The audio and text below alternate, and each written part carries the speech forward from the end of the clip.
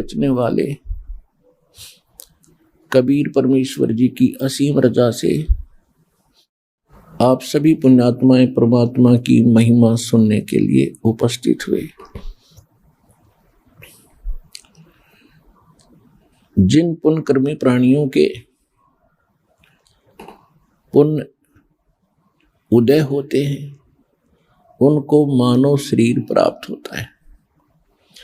जितने भी वर्तमान के अंदर मानव शरीर प्राप्त स्त्री या पुरुष प्राणी हैं, ये सभी परमात्मा पाने योग्य नंबर प्राप्त हैं। इनके इतने पुण्य हैं, इनको परमात्मा पाने वाली उस यूनिवर्सिटी के अंदर विश्वविद्यालय में प्रवेश प्राप्त हो चुका है। इसलिए इनकी पोशाक भिन्न है, इनका बॉडी अलग है अन्य प्राणियों से। जैसे बच्चे विद्यालय में जाते हैं, उनकी पोशाक उन बच्चों से भिन्न होती है जो गांव में खेल कूद मचाते हैं, तो अन्य जो प्राणी हैं मानव शरीर को छोड़कर वो विद्यालय उनको प्राप्त नहीं है, उनका प्रवेश नहीं है। और जिनको मानव शरीर प्राप्त हो गया वो विद्यार्थी हैं। और विद्यार्थी का क्या कर्तव्य होता है? विद्यार्थी का कर्तव्य होता है कि वो टीचर से विद्या ग्रहण करे और डिग्री प्राप्त करे, और फिर उस विद्या से जो प्राप्त होने वाले सुख लाभ हैं उसको फील्ड में जाकर अपने क्षेत्र में जाकर के उनको आनंद मनावे। और जो विद्यार्थी विद्या काल में स्टडी पीरियड में सिनेमा देखता है, शराब पीता है, डांस करता है, आवारा घूमता है, विद्या ग्रहण नहीं करता, तो वो विद्यार्थी अपने उद्देश्य से भटका हुआ है। और फिर वो आगे चल के कितनी हानि उठाता है, उसका उस समय विद्या का समाप्त हो जाता है। वो फिर क्या करता है? मजदूरी करता है। एक समय एक मजदूर किसी सड़क के ऊपर, रोड के ऊपर मजदूरी कर रहा था, मिट्टी ढो रहा था, और उसी रोड के ऊपर एक एग्जीक्यूटिव इंजीनियर उसी महकमे का B&R का गाड़ी में बैठकर इंस्पेक्शन करने के लिए उसी रोड पर आया, और सभी अधिकारी कर्मचारी उसके सामने प्रणाम करके खड़े और सभी वो इंस्ट्रक्शन दे रहा था। फिर वो चला जाता है, तब वो एक मजदूर जो वहां मजदूरी कर रहा था, वो फिर कह रहा था कि ये एक्शन मेरा क्लास फेलो था, ये मेरा सहपाठी था, मेरे कर्म फूट गए, मेरे भाग फूट गए, मैं पढ़ा नहीं।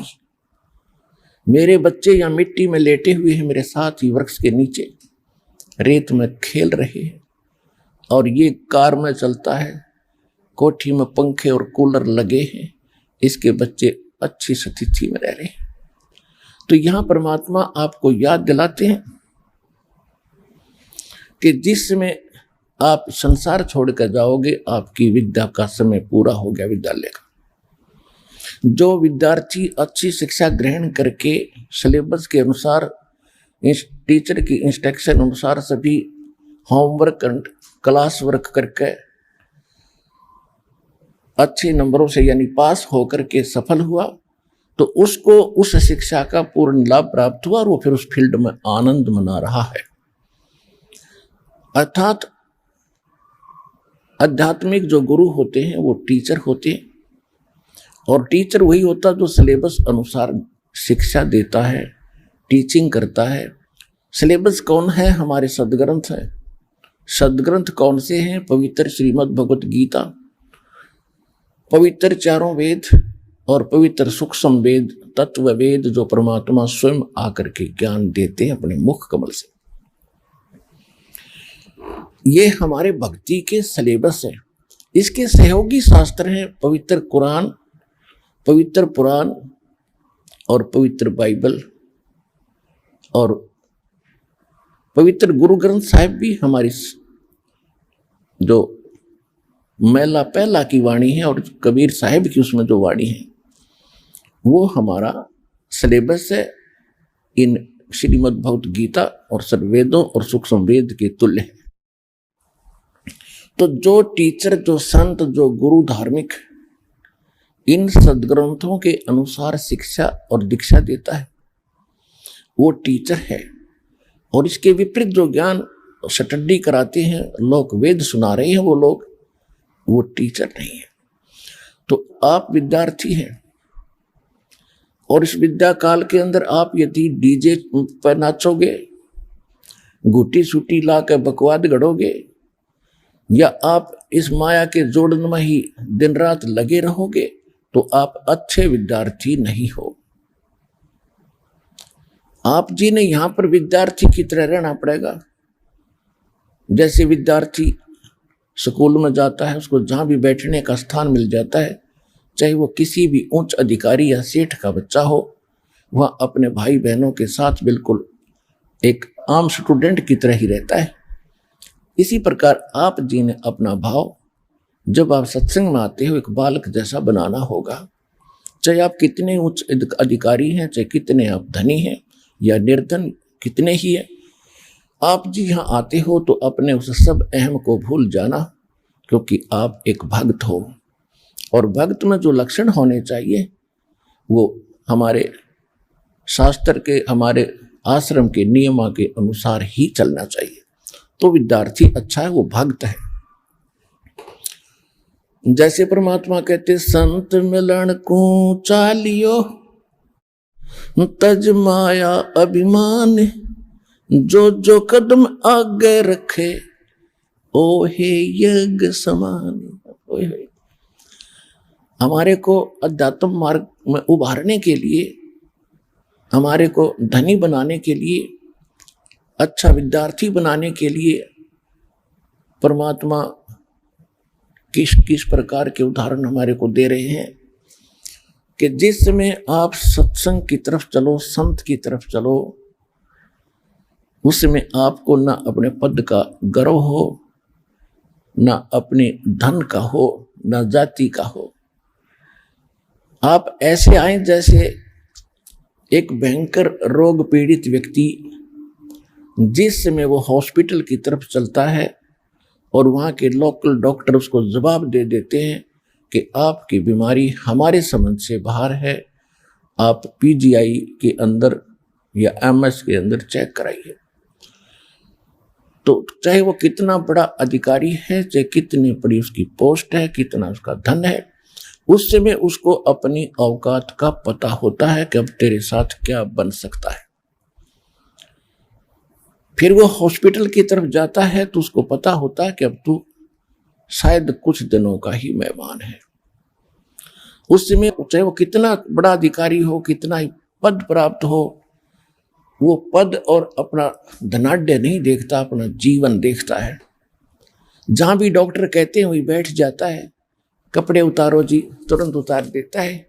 यहाँ लेट जाओ जी, लेट जाता है। जाओ ये चेक करा के आओ, उठा कर पर्ची चल पड़ता है। तो इसी प्रकार आप जी जब यहाँ आते हो, आप एक भयंकर रोग से ग्रस्त हैं। वो रोग कौन सा है? जन्म और मरण का। जन्म और मृत्यु का जो दीर्घ रोग है, ये आप सभी प्राणियों को लगा हुआ है। और वो एकमात्र एमएस हॉस्पिटल इस विश्व के अंदर सतलोक आश्रम बरवाला, जिला हिसार, हरियाणा के अंदर है। और यहाँ वो रोग आपका कट सकता है।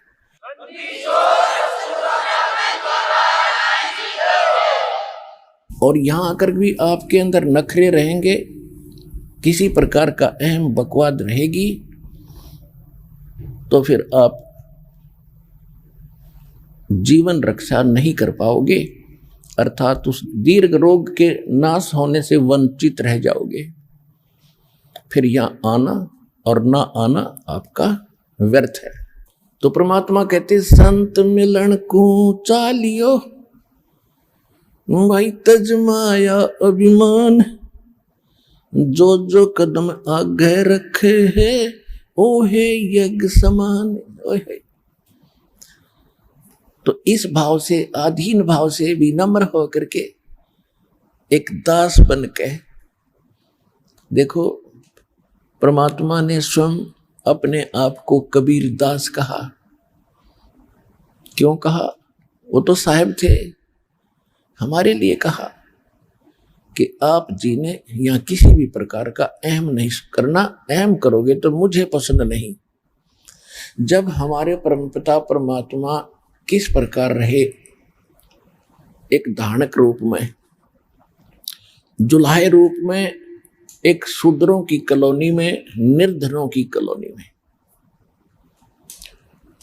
उसका कारण क्या है कि निर्धन और जो शूद्र कहलाते हैं उनमें एक विशेषता होती है, आधीनी होती है, क्योंकि वो हर तरह से किसी ना किसी वस्तु के भूखे रहते हैं, और जहां आवश्यकता पूरी नहीं होती वहां अधीन होना एक स्वाभाविक गुण बन जाता है। और परमात्मा ये बताना चाहते हैं कि ऊंचे कुल में भक्ति ना होए, नीचा ही कुल दीजिए। और तपिया ने तो जब तप की ना वो लोधिया नाल पतीजे। ऊंचे कुल में दुर्योधन रावण और नीचे कुल में गणका। गणका माने एक वैश्या थी जिसको भगवान ने पार किया उसकी बुराई छुटा के। ऊंचे कुल में दुर्योधन रावण, नीचे कुल में गणका। और गणका भिलनी जब पार उतरगी तो गर्व करियो ना धन का। परमात्मा कहते हैं कि ऊंचे कुल में भक्ति ना होए। जो आज ये मंत्री, मुख्यमंत्री, प्रधानमंत्री, IAS, IPS, जज, वकील बने बैठे हैं, जो इस ज्ञान को सुनना भी पसंद नहीं करते, क्योंकि इन नकली गुरुओं ने इस संत मत में एक हेट, एक नफरत पैदा कर दी, और सबके मन में एक धारणा बैठ गई है कि सब ये लुटेरे हैं, इन्होंने अपना धंधा खोल रखा है। तो पुण्यात्माओं, ये स्वाभाविक है। काल ये चाहता है कि इनको इतना कंडम कर दूं कि भक्ति से नफरत हो, और किसी का दोष नहीं मानता दास। जैसे आप कोई वस्तु खरीदने बाजार जाते हो और बाजार के अंदर आप 9 नकली दुकानों पर ठगे जा चुके हो, जिसमें आप कोई कहेगा कि वो दुकान पर ओरिजिनल वस्तु मिलती है, आपका कतई विश्वास नहीं हो। तो आज काल ने ऐसी स्थिति कर दी है, नकली संत बेच गए। ये अनेकों दुकान खुला रखी है, और ये सतलोक आश्रम बरवाला के अंदर वो ओरिजिनल दुकान है उस परमपिता के सौदा करने की। अब इस पर विश्वास होना बहुत समय लगेगा, लेकिन होगा। सच्चाई तो सच्चाई है, कुछ दिन के बाद हृदय में बैठ जाएगी और सबको विश्वास होगा। ये मानना पड़ेगा कि सब संत एक जैसे नहीं होते।